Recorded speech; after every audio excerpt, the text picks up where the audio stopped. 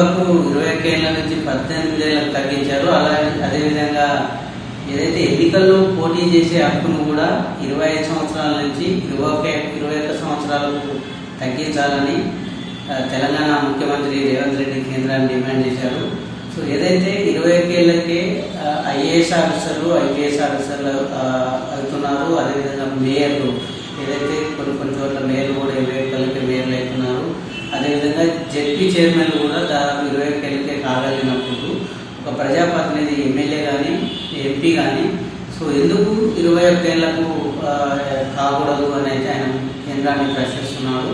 ఎందుకంటే ఇప్పటికే 25 సంవత్సరాలుగా ఉన్నటువంటి ఏజ్ను 21 సంవత్సరాలకు తగ్గించడం వలన సో పెద్ద ఎత్తున ఉన్నటువంటి ఏదైతే దేశం జనాభాలో దాదాపు 30% వరకు జంజీ జనాభానే ఉంది. సో వారు ఖచ్చితంగా రాజకీయాలకు రావాలంటే ఖచ్చితంగా వారి యొక్క ఏజ్ లిమిట్ అనేది 25 ఏళ్ల నుంచి 21 ఏళ్లకు తగ్గించాలని ఆయన డిమాండ్ చేశారు. ఏదైతే కాంగ్రెస్ పార్టీ అధికారంలో ఉన్నప్పుడు రాజీవ్ గాంధీ ప్రధానమంత్రిగా ఉన్న సమయంలో ఓటు హక్కు ఏదైతుందో అది 21 సంవత్సరాలుగా ఉంటే సో దాన్ని 18 ఏళ్లకు తగ్గించారు. సో ఇప్పుడు ఉన్నటువంటి ప్రభుత్వం కూడా ఖచ్చితంగా ఆ దిశగా ఆలోచన చేయాలి.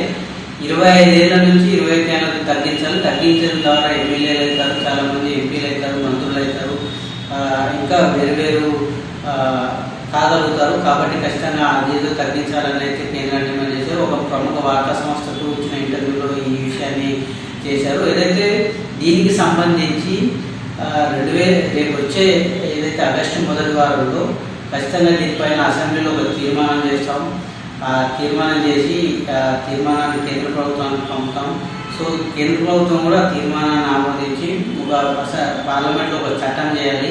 చట్టం చేయడం ద్వారా ఖచ్చితంగా ఇప్పుడున్నటువంటి 25 ఏళ్ల నుంచి 21 ఏళ్లకు తగ్గించి ఒక చట్టం చేస్తే అందరికి ఉపయోగకరంగా ఉంటుందంటూ ముఖ్యమంత్రి పేర్కొన్నారు. సో మొత్తంగా చూస్తే ఇప్పుడు ప్రజెంట్ అయితే ఒక ఎంపీ ఎమ్మెల్యేగా పోటీ చేయాలంటే కనీస వయసు 25 సంవత్సరాలు ఉండాలి. అదేవిధంగా శాసన మండలి సభ్యులు ఎమ్మెల్సీగా, అదేవిధంగా రాజ్యసభ సభ్యులుగా పోటీ చేయాలంటే మాత్రం ఖచ్చితంగా 30 సంవత్సరాలు నిండి ఉండాలి. సో ఈ రాజ్యసభకు సంబంధించి అది పరిస్థితిలో అంటే డైరెక్ట్గా ఎన్నిక ఉండదు, ప్రజాస్వామ్యబద్ధంగా ఎన్నిక ఉండదు. కాబట్టి సో ఏదైతే ఓటు ద్వారా ఎన్నుకోవాల్సినటువంటి ఎంపీలు ఎమ్మెల్యేలు లోక్సభకు కావచ్చు, శాసనసభకు సంబంధించినటువంటి సభ్యులు ఎవరైతే ఉంటారో వారికి సంబంధించి మాత్రమే ఖచ్చితంగా 25 ఏళ్ల నుంచి 21 ఏళ్లకు తగ్గించాలి. అదేవిధంగా ఇంకొక వ్యాఖ్య కూడా చేయడం జరిగింది. మోదీ దేశం మొత్తానికి ప్రధానిగా వ్యవహరిస్తున్నారు కాబట్టి గుజరాత్ను ఒక విధంగా తెలంగాణను మరొక విధంగా చూడకూడదు. తెలంగాణకు కూడా అభివృద్ధికి కూడా సహకరించాలి.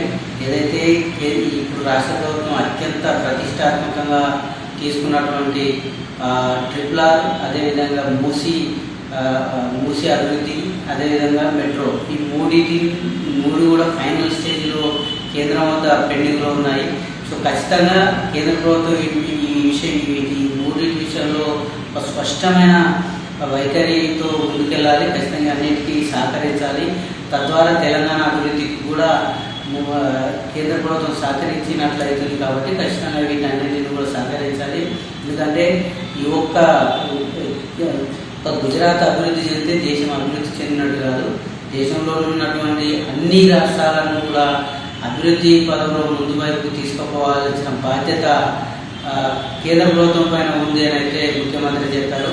సో మొత్తంగానైతే రేపు వచ్చే ఆగస్టు 1st వీక్లో అసెంబ్లీని సమావేశపరిచి ఒక తీర్మానం అయితే చేసి కేంద్రానికి పంపనున్నారు. సో తద్వారా ఏదైతే మీకు డిమాండ్ చేయదలుచుకున్నటువంటి 25 సంవత్సరాల నుంచి 21 సంవత్సరాలకు తగ్గించేదానికి సో ఒక తీర్మానం చేసి పంపనున్నారు. చూడాలి మరి ఈ విషయం పైన కేంద్ర ప్రభుత్వం వైఖరి ఏ విధంగా ఉంటుంది, ఏ విధంగా ముందుకెళ్తారనేది చూద్దాం.